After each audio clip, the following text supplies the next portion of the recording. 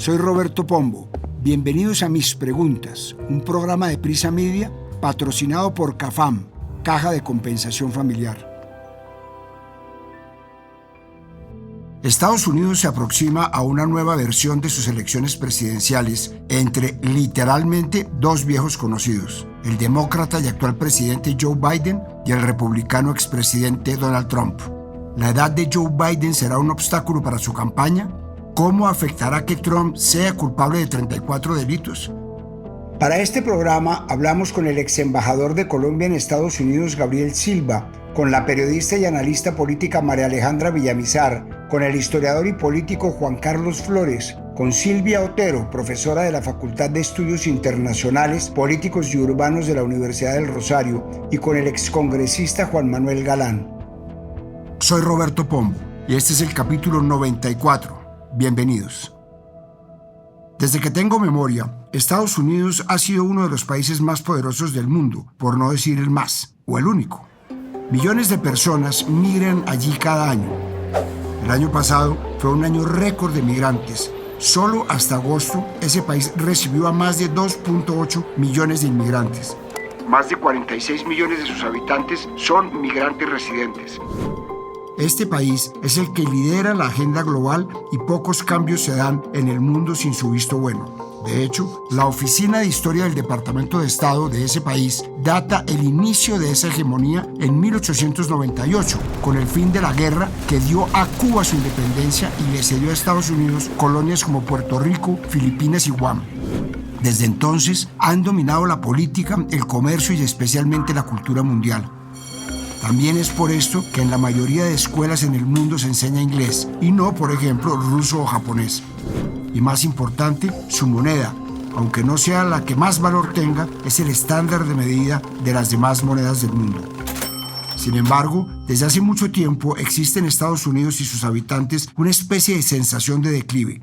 El concepto de American Decline o declive americano se ha vuelto popular desde hace unas décadas. Por ejemplo, en 1991, en la revista Harvard Business Review, se publicó un artículo titulado «¿Estados Unidos está en declive?», en el que se analizaba el estado del país en ese momento. Se enfrentaba a unas cifras de desempleo, la competitividad de sus empresas ante empresas extranjeras no era la mejor y la desigualdad aumentaba. Otros países industrializados habían comenzado a hacerle contrapeso y en ese entonces comenzaba a configurarse la Unión Europea, lo que hacía tambalear la exclusividad del país norteamericano como potencia solitaria. Según lo explica en un artículo en el New York Times, el economista y ensayista John Ripley, las últimas 2 décadas este país ha caído en declive. En el cambio de milenio, el mundo occidental representaba 4/5 partes de la producción económica mundial, pero hoy esa proporción se redujo a 3/5 y sigue cayendo. Y mientras los países occidentales luchan por restaurar su dinamismo, los países en desarrollo ahora tienen las economías de más rápido crecimiento del mundo. A través de instituciones como BRICS y OPEP, y alentados por China, están convirtiendo su creciente peso económico en poder político. Desde este punto de vista, puede parecer que Estados Unidos está siguiendo el curso de todos los imperios, condenado al declive y a la eventual caída. Y es que hay cifras que respaldan el crecimiento de varios problemas de Estados Unidos. Por ejemplo, según una nueva investigación de Ashley Rosinger, profesor asociado de salud biocomportamental y antropología en la Universidad de Penn State, el número de niños que enfrentan inseguridad hídrica y alimentaria simultáneamente en los Estados Unidos se duplicó. A esto hay que sumarle que, según cifras de la organización Archivo de Violencia Armada, solo en 2023 en ese país hubo más tiroteos masivos que días en el año, o sea, más de 600. Más recientemente, Joseph Nye, académico y exdecano de la Universidad de Gobierno de Harvard, escribió un artículo para la revista Time en el que hizo un análisis del concepto de declive americano y lo considera más un tipo de ansiedad social. Y es que para Nye, el concepto de declinismo nos habla más de psicología social que de geopolítica, pero también muestra cómo la idea del declive toca un nervio sensible en la política estadounidense. Este tema va a llevar muchas acusaciones y negaciones en este año electoral, y es que muchas veces la ansiedad por el declive puede llevar a políticas nacionalistas y proteccionistas que hacen más daño que bien. Parte de ese declinismo, como lo llama el profesor Knight, se puede ver reflejado en las campañas políticas, como es el caso del actual en Estados Unidos, por ejemplo, en el eslogan de Make America Great Again, o hagamos a Estados Unidos grande otra vez. En esta campaña presidencial a la que se enfrenta este país, las narrativas son claves. Veo todo esto y pienso, ¿realmente atraviesa Estados Unidos un declive político y social? Le hice la pregunta al historiador y político Juan Carlos Flores y esto me respondió. Estados Unidos se quedó sin líderes de talla global. Aquellos que conocimos en diversos periodos de su historia hoy ya no se ven, ya no están los Eisenhower, los Kennedy, los Reagan, en fin, aquellas figuras que supieron timonear a Estados Unidos. Esta elección recuerda lo que ocurría en la antigua Unión Soviética cuando un grupo de ancianos estaban en el poder incapaces ya de entender lo que estaba ocurriendo con el mundo. De manera que es indudable que Estados Unidos ha entrado en un peligroso periodo de declive y si no encuentra liderazgos capaces de renovar la posición del país en el mundo, de construir puentes al interior del país que sigue siendo el más poderoso del planeta, no solamente se va a ver en problemas más graves cada vez más los Estados Unidos, sino que nos veremos en graves problemas ante la ausencia del liderazgo estadounidense en el mundo, los habitantes del planeta. Para muchas personas, una muestra de un declive de Estados Unidos son los candidatos favoritos de las próximas elecciones presidenciales. El actual presidente Joe Biden, con 81 años, y el expresidente Donald Trump, con 78 añitos y condenado por la justicia. Esto último es una de las grandes novedades que traen las elecciones presidenciales de este año, y es que Donald Trump es el primer expresidente de Estados Unidos condenado por delitos graves, luego de que un jurado de Nueva York lo encontrara culpable de los 34 cargos en un esquema para influir ilegalmente en las elecciones de 2016 a través de un pago de dinero para silenciar a una actriz porno que dijo que ambos tuvieron relaciones sexuales. La fiscalía demostró al jurado que Trump no solo falsificó o hizo que se registraran falsamente documentos comerciales, sino que lo hizo con la intención de cometer o encubrir otro delito relacionado con la violación de leyes electorales, lo que elevó los delitos a delitos graves. Trump podría enfrentar potencialmente el encarcelamiento, aunque la mayoría de los sentenciados por primera vez en casos no violentos son sentenciados a libertad condicional y a multas. La decisión, en última instancia, la tiene el juez Merchan, quien no está obligado a encarcelar a Trump, aunque haya sido condenado. Los 34 cargos por los que el expresidente fue encontrado culpable son todos considerados delitos graves de clase E en Nueva York, el nivel más bajo de cargos por delitos graves en el estado, que conllevan una pena máxima de 4 años cada uno. Se espera que el juez imponga una sentencia concurrente para que Trump cumpla todo el tiempo de prisión simultáneamente, un máximo de 4 años si sigue esa ruta. Sin embargo, esto no le impide seguir en su carrera por llegar a la Casa Blanca de nuevo. Y es que la constitución de ese país pone muy pocos requisitos de elegibilidad para los presidentes: tener al menos 35 años, ser ciudadanos nacidos en el país y haber vivido en los Estados Unidos durante al menos 14 años. No hay limitaciones basadas en el carácter o antecedentes penales. Por ahora, Trump sigue libre y a la espera de que el juez imponga una pena, lo que sucederá el 11 de julio. Pero por un momento supongamos que la sentencia que le impone el juez es ir a la cárcel y que aún así es elegido presidente. ¿Qué pasaría? Si Trump fuera sentenciado a 1 año o menos, cumpliría su condena en una cárcel de la ciudad como Rikers Island y probablemente sería elegible para la libertad condicional después de cumplir 2/3 de la condena, dijo Salan. Si es sentenciado a más de 1 año, el Departamento de Correcciones y Supervisión Comunitaria del Estado determinará a cuál de sus 44 instalaciones será enviado.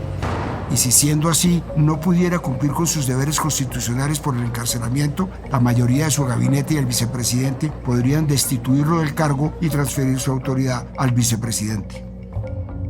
Y como lo anterior es un hecho sin precedentes, queda en el aire una pregunta: ¿cómo va a afectar eso su candidatura? Tal parece que no mucho y que los votantes ya tienen decidido su voto sin importar las consecuencias legales en el caso de Trump. De acuerdo con los resultados de una encuesta hecha por NPR, PBS y Marist, 2/3, el 67% de los encuestados dijeron que un veredicto de culpabilidad no haría ninguna diferencia en su voto. 3/4 partes, el 76%, dijeron lo mismo de un veredicto de inocencia. Aproximadamente 1 de cada 6 votantes, un 17%, dijo que un veredicto de culpabilidad haría que fueran menos propensos a votar por Trump. Solo el 11% de los votantes independientes o que no están afiliados a ningún partido dijo que un veredicto de culpabilidad los haría menos propensos a votar por Trump. Para Timothy James Naftali, investigador de la Escuela de Asuntos Públicos de la Universidad de Columbia, este hecho sin precedentes no es alentador. Es de esperar que Trump utilice al Partido Republicano durante el resto de la campaña para destruir el sistema judicial, que la mayoría, si no todos, los candidatos republicanos hagan eco de las opiniones venenosas del candidato sobre la equidad del Estado de Derecho, creando una política nacional y local de una toxicidad que pocas veces se ha visto. Y aunque las encuestas y varios analistas políticos aseguran que el veredicto de culpable no va a afectar a sus votantes, para Alan Lichtman, un distinguido profesor de historia en American University, eso aún está por verse, porque Trump no puede ganar la presidencia solo con su base de seguidores, sino que necesita ganarse a los votantes indecisos, moderados, que tienen más probabilidades de reaccionar negativamente al veredicto. Más allá de cómo afecte su campaña el hecho de ser culpable de 34 delitos, yo me pregunto, ¿cómo afectaría el sistema político estadounidense elegir a un presidente condenado por delitos graves? Le trasladé la inquietud a Silvia Otero, profesora de la Facultad de Estudios Internacionales, Políticos y Urbanos de la Universidad del Rosario, y este es su análisis. Las amenazas al sistema político y electoral de los Estados Unidos provienen no solamente de la probable elección de una persona que ha sido condenada por delitos graves, sino del hecho que una persona de tales características sea, de hecho, un candidato con altas probabilidades de llegar a ese cargo. Es decir, estamos hablando de que existe un sistema político en donde hay unos niveles muy altos de polarización, en donde constituye una razón más importante las adhesiones y las aversiones partidistas para escoger el voto o el respeto por las normas básicas y elementales del juego democrático. Entonces, el hecho de que estemos en este punto en donde un candidato de estas características puede ganar, está ya materializando amenazas muy serias sobre la estabilidad de ese sistema político y electoral. Pero no todo en la figura de Trump es malo. De acuerdo con un análisis del portal Politico.com, la administración Trump jugó un papel importante, pero poco notado, al presionar al Congreso para que promulgara la reforma más radical de las salvaguardias contra los delitos financieros en décadas. Medida destinada a detener el flujo de dinero hacia terroristas, narcotraficantes y otros malhechores. También intentó por primera vez una auditoría en todo el Departamento de Defensa. Un ejército de 1,000 contadores externos y 150 miembros del personal de la oficina del Inspector General del Departamento de Defensa se desplegaron en unos 600 lugares y recogieron 40,000 páginas de documentos financieros. Del otro lado está Joe Biden, el actual presidente y candidato del Partido Demócrata a un segundo periodo a la presidencia. Estos 3 años y medio de gobierno que lleva han sido de contrastes. La revista Bloomberg hizo un análisis en marzo para evaluar sus 3 años en el cargo y quiero destacar estos datos. El primero es sobre un tema sensible para Estados Unidos, como lo es la migración. La reforma migratoria de Biden está fracasando. Los encuentros fronterizos de migrantes irregulares en los puertos de entrada están cerca de un nivel récord. En diciembre de 2023 fueron casi 250,000. Los más de 6,3 millones de encuentros totales en la frontera sur desde que Biden asumió el cargo han dado como resultado que se haya permitido la entrada al país de más de 2,4 millones de inmigrantes. Sin embargo, en otros aspectos su gobierno ha tenido buenas cifras. Según el análisis de Bloomberg, el acceso a una atención médica asequible es el mayor logro de Biden. El número de estadounidenses sin seguro alcanzó un mínimo histórico del 7,2% en el segundo trimestre de 2023, mientras que el número de personas que se inscribieron en un plan de Obamacare para 2024 aumentó a 21,3 millones. La economía añadió 14,8 millones de puestos de trabajo durante los primeros 3 años de su mandato, más que cualquier presidente en la historia de Estados Unidos durante el mismo periodo. Podríamos decir que si lo analizamos desde el punto de vista frío de los datos, ha sido un presidente exitoso. Sin embargo, lo que preocupa a muchos y ha sido motivo de crítica de sus adversarios es su edad y su salud mental. Y es que últimamente se han visto imágenes del presidente Biden evidentemente desorientado en varias apariciones públicas en las que parece confundido o perdido. En febrero de este año se publicó un informe del fiscal especial Robert Hur sobre el manejo de documentos clasificados por parte del presidente Joe Biden, que concluyó que se presentaba como un anciano con mala memoria, que era incapaz de recordar fechas claves, incluso cuando se desempeñó como vicepresidente o el año en que murió su hijo. El informe del fiscal Hur describió la memoria del presidente de 81 años como confusa, borrosa, defectuosa, pobre y con limitaciones significativas. Esto también se ha convertido en una preocupación pública.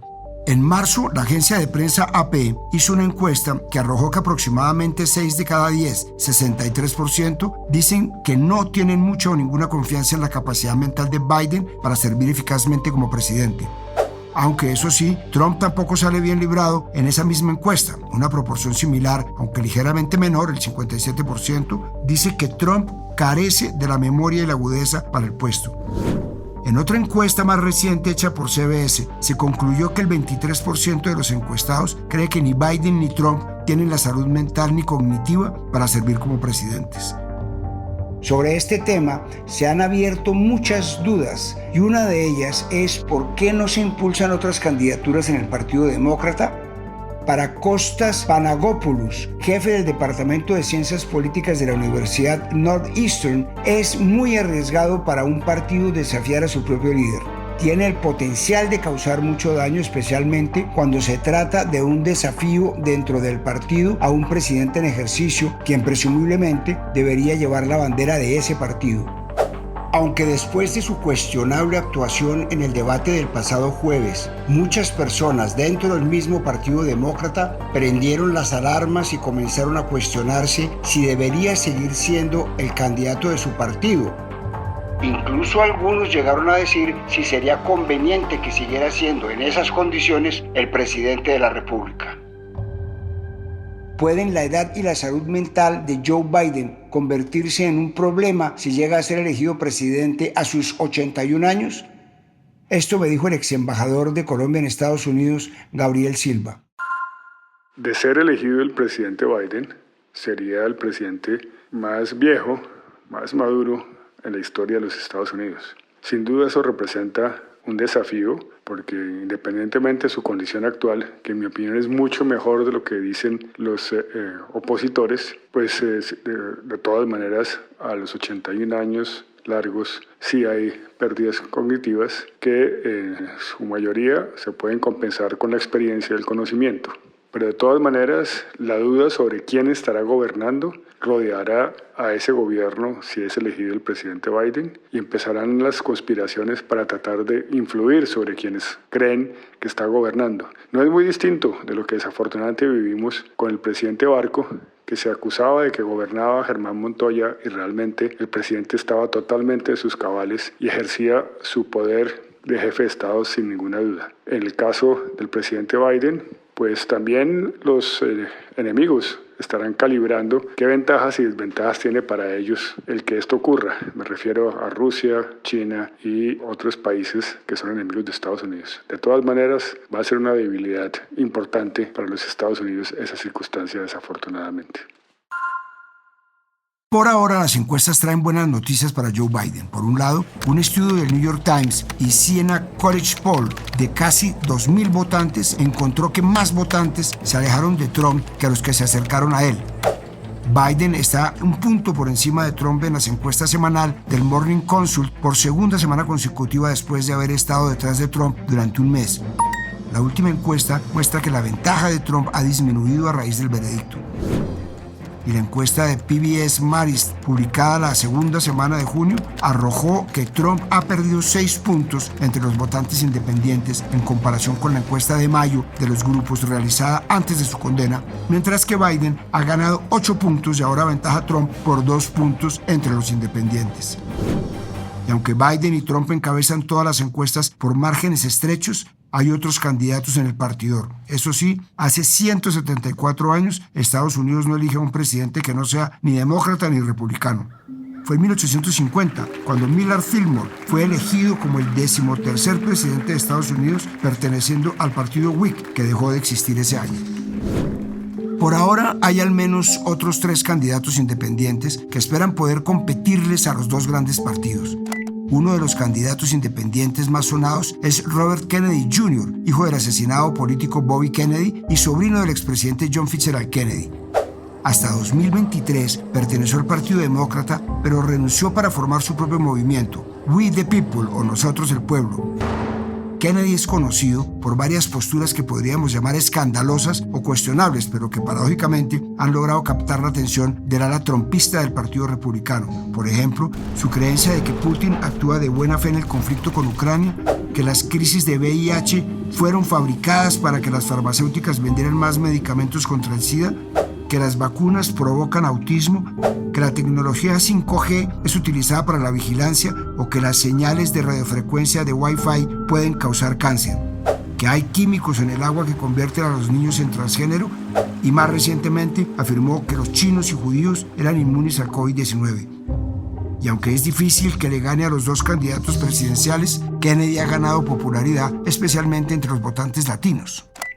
Yo soy Robert F. Kennedy Jr. y me presento como candidato independiente para la presidencia de los Estados Unidos. En los Estados Unidos de mi juventud, nuestro país parecía haber cumplido con su promesa de ser una nación ejemplar.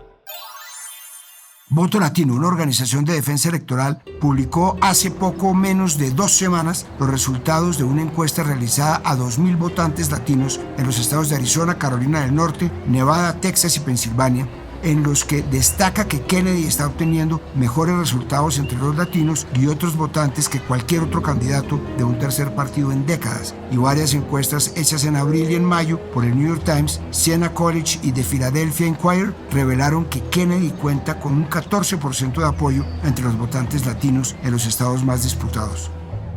Por otra parte, está el académico progresista Cornel West, exprofesor de filosofía de Harvard, uno de los principales y más destacados activistas socialistas de Estados Unidos junto con Bernie Sanders.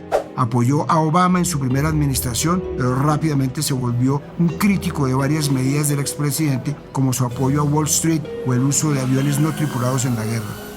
Aunque se creía que su candidatura sería con el Partido Verde, en enero anunció la formación del partido Justice for All, o Justicia para Todos. Y finalmente está también la médica Jill Stein, una veterana política de izquierda estadounidense que anunció su candidatura por el Partido Verde. Stein es una reconocida ecologista y ya ha sido candidata en 2012 y 2016, siempre con el mismo partido. Fue candidata a la gobernación del estado de Massachusetts en 2002 y 2010 y hasta hace poco también fue directora de campaña presidencial de Cornel West. Los demócratas la culpan de que Hillary Clinton no haya ganado las elecciones presidenciales de 2016 porque el 1,5 millones de votos que logró, 1,06% de los votos, aunque insuficientes para gobernar, fueron decisivos en la inclinación de la balanza a favor de Trump. Busqué al excongresista Juan Manuel Galán para preguntarle, ¿tendrán los candidatos alternativos la posibilidad de gobernar de nuevo en Estados Unidos? Escuchemos lo que me contó. En Estados Unidos, los candidatos alternativos enfrentan grandes desafíos debido al sistema bipartidista que favorece a los partidos republicano y demócrata. Un sistema electoral peculiar y las leyes de financiación de las campañas dificultan que los candidatos independientes o de terceros partidos puedan llegar a la presidencia. Sin embargo, la historia muestra que no es imposible. En Colombia, por ejemplo, el sistema bipartidista se rompió en 1990. Cuando el nuevo liberalismo emergió como una fuerza importante y obligó al Partido Liberal a adoptar su candidato. Este cambio fue catalizado por una violencia sin precedentes en los años 80 y los magnicidios que llevaron a la promulgación de la Constitución del 91. En Estados Unidos, la creciente polarización política es un problema grave que está dividiendo al país y que lo está paralizando. Una polarización que podría paradójicamente ser el catalizador necesario para que un candidato alternativo emerja. La crisis política, social, económica y migratoria puede generar una gran desilusión con los partidos tradicionales y las opciones antidemocráticas. En cualquier caso, el candidato tendría que ser carismático, disciplinado y sobre todo ofrecer una solución viable a los problemas de la sociedad, en particular la migración. La figura política de Trump como presidente y como candidato ha influido en el mundo y en especial en Latinoamérica para alentar candidaturas y figuras de derecha, como es el caso de Milei en Argentina, Bolsonaro en Brasil y en Colombia varias figuras como María Fernanda Cabal o Paloma Valencia. En el caso de Biden, su figura ha empoderado a políticos más de centro. Un nuevo triunfo de Trump podía traducirse en una nueva configuración geopolítica en la que Colombia, bajo el gobierno del presidente Petro, asuma una posición radical y se alinee del lado de Rusia y China. Colombia ha procurado mantener una relación diplomática respetuosa con los dos partidos y Estados Unidos es uno de los principales aliados del país. Hasta ahora, la relación entre el presidente Biden y el presidente Petro ha sido cordial y se han reunido. Pero ante una hipotética victoria de Donald Trump, un hombre con pensamientos y creencias políticas diferentes a las del presidente Petro, no puedo dejar de preguntarme si la relación diplomática cambiaría. Como no sé qué pensar, le pregunté a la periodista política María Alejandra Villamizar, ¿qué podríamos esperar de las relaciones diplomáticas entre Colombia y Estados Unidos si Donald Trump gana la presidencia? Esto me respondió. Entre el 2017 y el 2021, Donald Trump rompió los esquemas de la política estadounidense y con su llegada se concretó ese hecho que fue el traspaso de la ficción de los realities a una realidad que antes parecía impensable. Su llegada coincidió en esa época con la presidencia de Iván Duque, que también parecía impensable, pero esa coincidencia le dio a Colombia una nueva alineación. Estábamos en el proceso de construcción de la paz y al llegar Donald Trump vinieron las épocas de los vientos de hostilidad, no solamente con esos ejercicios de construcción de paz, sino, por ejemplo, con Venezuela y el régimen de Maduro. A Colombia, por las necesidades sociales y por la ubicación geográfica, el problema de las migraciones, el problema de las drogas, que sigue siendo nuestro gran talón de Aquiles, nuestra guerra, pues volverá sin duda ese discurso de apoyar más la lucha contra los terroristas, de la seguridad, y quizá Donald Trump quiera que Colombia sea ese aliado que nunca ha dejado de ser, pero un aliado un poco más entregado. Seguramente no será nada diferente a lo que ha pasado con Joe Biden, pero Colombia está en la era de Petro y eso sin duda va a significar ajustarse los cinturones. Endurecerán el discurso, volverán esos referentes republicanos y volveremos a hablar entonces de la necesidad de salvar la patria, que para muchos hoy día es el lugar común para hacer política. Tendremos enemigos comunes y por tanto Colombia volverá a estar en una situación de bisagra, ni para acá ni para allá. Aunque haya una sensación de declive americano, lo que pase en las elecciones presidenciales de noviembre en Estados Unidos sin duda afectará a Colombia y al mundo. La influencia de este país en gran parte de las guerras y conflictos del mundo, en la economía por su batalla comercial con China, en las relaciones con países como Venezuela y en la lucha antidrogas demuestra que sigue siendo una potencia. Soy Roberto Pombo y este fue el capítulo 94 de Mis Preguntas. Nos vemos en el próximo capítulo. A partir de este momento, este capítulo de Mis Preguntas queda disponible en todas las plataformas de podcast. Este episodio fue posible gracias a CAFAM, Caja de Compensación Familiar.